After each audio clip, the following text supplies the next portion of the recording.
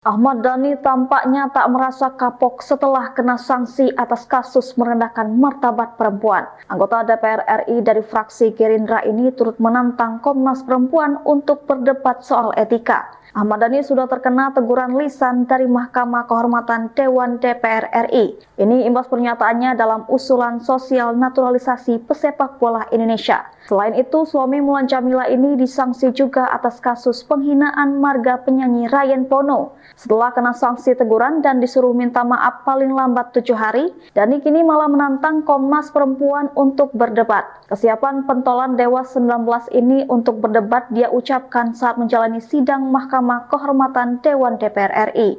Ketika di sidang, Ahmad Dhani sempat diperiksa oleh Tommy Kurniawan.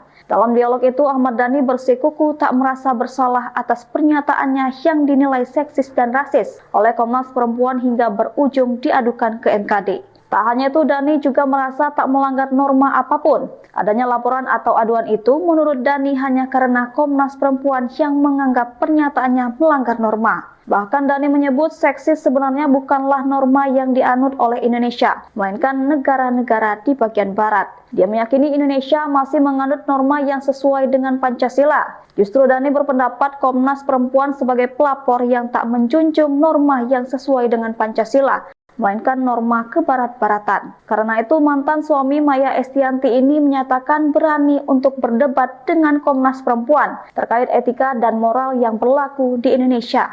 Menanggapi hal itu, Tommy menegaskan maksud dari adanya sidang tersebut bukanlah untuk mendorong Dhani dan Komnas Perempuan untuk saling berdebat. Sebagai anggota MKD, Tommy justru mau mengingatkan Dhani untuk lebih berhati-hati dalam berperilaku dan berucap karena statusnya kini sebagai anggota dewan yang disorot oleh masyarakat.